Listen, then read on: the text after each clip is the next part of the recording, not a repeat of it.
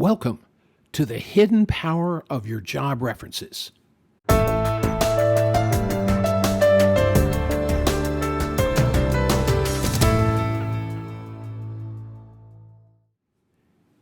Today, we're going to focus on the power of references and why you select your references before you go to market.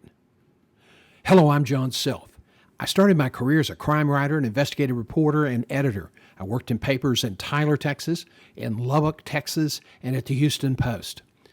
I became the first director of Herman Hospital's Life Flight program, and then became the national marketing manager for the aircraft company and set up the next 13 programs nationally. I'm an experienced business developer in management services.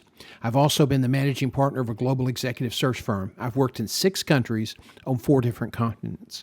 And I've taught the job interview course for a global professional association for more than 10 years.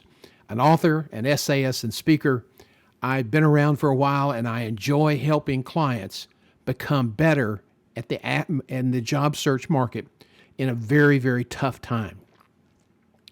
Let's talk about our presentation today. We're going to focus on some common missteps: the fear of rejection, people postpone making the ask because they're afraid that the references might not want to do it, or they'll be reluctant, or they just feel uncomfortable of asking someone they worked with in the past to be a reference. Sometimes they place more trust in the relationship than in the content that the reference will share, and that's a mistake as well. They rarely vet their references, that is to say, interview them to talk about the various issues that might come up and to get their input on how you should respond.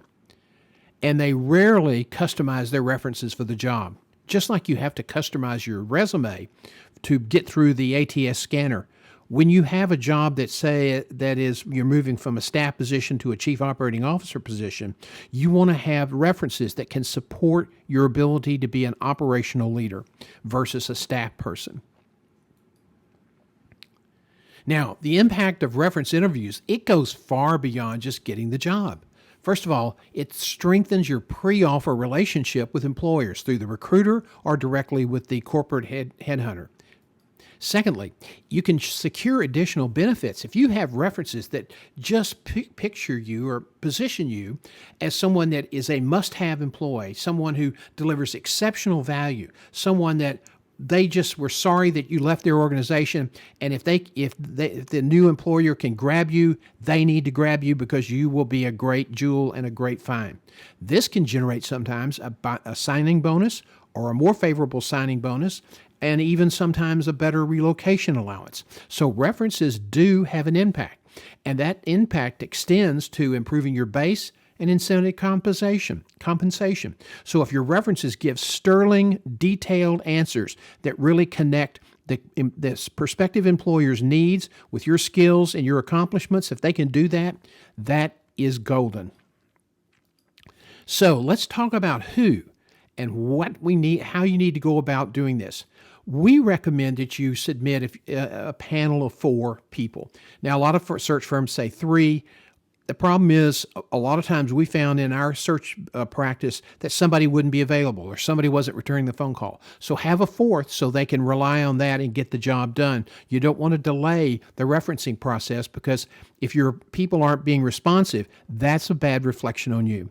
So if you're vetting your people up front, you're taking care of all the logistics up front, this shouldn't be a problem. Now, the importance of having 4 is, number 1, having somebody they can also fall back on.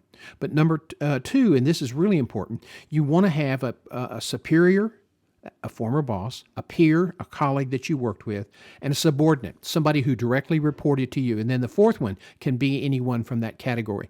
But it's important to have those categories addressed. Why? Because it gives a 360 and it's a more powerful reference. In a very, very competitive marketplace, it is so important to have really strong references.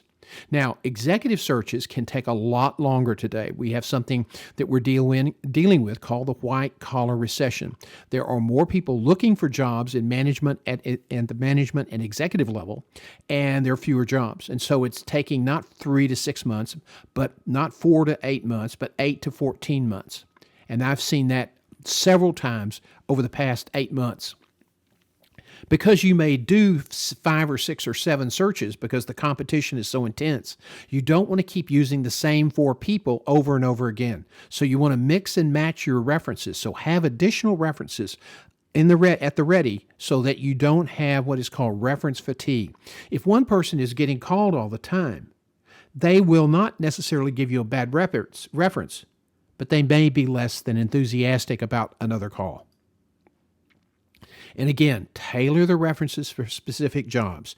If you've had one reference where you worked with them and you were in an operations role, then you want to use that person if you're applying for an operations role. If it's a staff position you're applying for and you worked in a staff role, get a reference that can support your effectiveness in a staff position.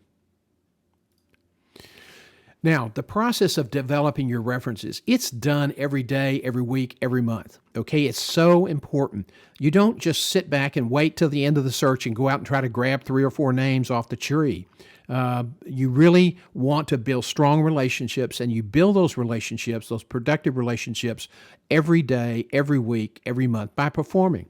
More importantly, you also, at the core, it's about your results and the way you treat people. And that, too, is very, very important. You want people who will, speak to your leadership. And then number 3, you want to maintain relationships with former colleagues. This is an essential career management and reference management tactic. If you tell somebody, well, I don't really know or don't know where any of my former colleagues are, that may suggest that you're not really a team player. So let's talk about, when you're vetting your references, let's talk about some questions you can use there. This is a critical step to ensure that your references will set you apart from competitors. Now, make it clear at the start of the call that this search is a learning experience for you, that you want to improve as a leader, and that it is very important that they give you very, very, honest, candid, forthright feedback. Reassure them that it's not going to hurt your feelings, that you can't grow if you don't hear the good and the bad things. You might start off by asking, what do you think my strengths are? Okay. You might add, what did you like about the way I did my job? Is there anything that you think that I could change or areas where I could improve? That also is very important. What do you think I should emphasize about my career and my value that would be beneficial, that resonates with you? And is there a type of role that you feel I'm better suited for than others? These are very, very important questions because you'll get great feedback. If you've never been a COO, but that's your next step up in your career, you want to be sure that you have references that will speak very, very effectively for you that, yes, you're ready to make that move. Yes, that they saw in you at the operating level the ability to do that job, okay? Those things are very, very important. If a reference says, well, I really didn't observe that, or I didn't have any experience with them on that level, if you get that answer 3 or 4 times, the reference is going to be negative. You do not want that to happen. So you want to be sure that you're picking references that can speak to the issues at hand. More importantly, when you finally are told that there's going to be reference checks and you're asked to submit the references, that's when you want to let your references know, the ones you're going to submit, and then provide them a briefing or a talking points memorandum to remind them of certain things. That's something that references really appreciate. And, quite frankly, yes, there might be the odd one out that might be offended that you're suggesting things they might want to emphasize. Okay, but they're probably not going to undercut you. They may not want to be a reference for you again. But most often, and my experience shows, that if you offer to help guide your references and prepare them for the interviews, they appreciate it because they want to help you. They agree to be a reference to help you. They have busy schedules, so be a good candidate, be a helpful candidate. It's really, really important. Now, most people don't think about leverage, okay? And this is something that the reason you do your vetting interviews on the front end is because you have the ability to unlock the power of their insight, their business intelligence, okay? So you want to build on the vetting information, and here's how you do that. You want to formulate answers for any weakness issues that may arrive. They say, well, you talk too much early on and you really kind of put people off. You can then say, and somebody asks you, what are your weaknesses? Well, early on in my career, I was told that I really talk too much. And I have really worked hard at that. And even my wife says that I've done a much better job. And I think my references will reaffirm that. You take that issue off the table. Sometimes a reference may say that because they're trying to be very, very honest. But now if they do say it, you've taken it off the table. Even if it's not asked, the reference is giving you a heads up on something that might come up later so you can use it as a weakness. People say, I don't want to talk about my weaknesses. Well, you can't avoid it. Everybody has them, and recruiters ask about them because that's a level of your emotional intelligence. You want to build on your strengths. You want to identify stories that will build confidence and trust with the interviewer. So if one of your former bosses and a colleague says, well, you were really great at business development. You were so good at building relationships internally and externally. Now you have 2 or 3 things you can talk about and get stories to support that. Keep in mind, you want to have answers that are loaded with quantifiable examples. But people don't remember. They don't remember facts and figures. They remember stories. So you want to wrap the numbers with a good illustration of how you were successful. And then you can use any feedback that references have on your leadership style to show how you will perform on a day-to-day basis. And that will then, when they get that feedback from the reference, when the employer does, then it resonates that, oh my gosh, there's consistency here. The person said that's what they would say, and by golly, that's what they said. And that's very, very helpful. So, you really, in a tight, highly competitive marketplace, sometimes, certainly the jobs won or lost at the interview table. But let me tell you something.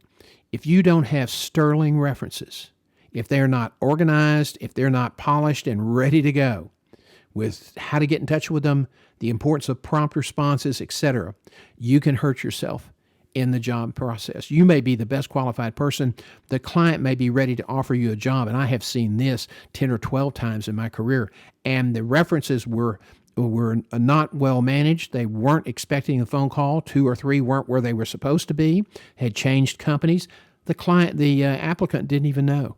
It cost him the CEO job, probably a $550,000 job, because he did not manage his references effectively. As we close today, I want to share with you our new membership program it's really designed to help you elevate your career. We have 2 weekly group coaching sessions every week. They're live streams. One is on Tuesday called Lunch and Learn, and then office hours on Wednesday afternoon at 4 p.m. These are all central times. We also have on Thursday morning Career Live, which is kind of a summary of activities that are going on that may affect your search, layoffs, that sort of thing. We are still seeing layoffs. We are in a very, very tight job market for managers and executives. And so this kind of group coaching we think is a good solution. Second, we have a 5-day-a-week newsletter that is delivered every morning, Monday through Friday, to your email. And it's loaded with information and insight on job search and the various components. Finally, if you need one-on-one coaching help, unlike our premium package, which is about $2,200, you get a lot of coaching every week. In this program, you get the coaching when you think you need it, and you pay for what you use. And it's discounted at 50% of the normal coaching rate. So if you are a Your Career Community member, it costs you $75. You also have access to our online, on-demand video courses 24/7. And you get 3 monthly 30-minute check-in telephone calls one-on-one with me, John Self. This information, this membership is available at $49 a month.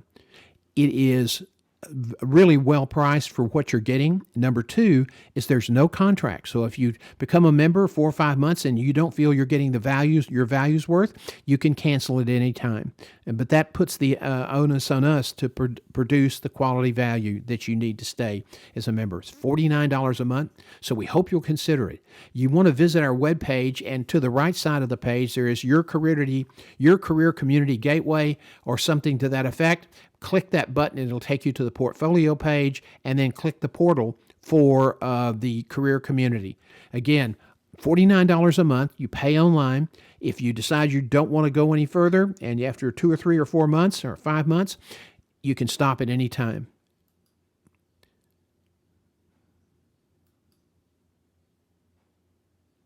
I want to thank you for joining us today. If you have any questions, you can reach me at info@johngself.com, or you can click the icon at the bottom of our webpage, Talk to John, and schedule a free, no obligation telephone call or Zoom.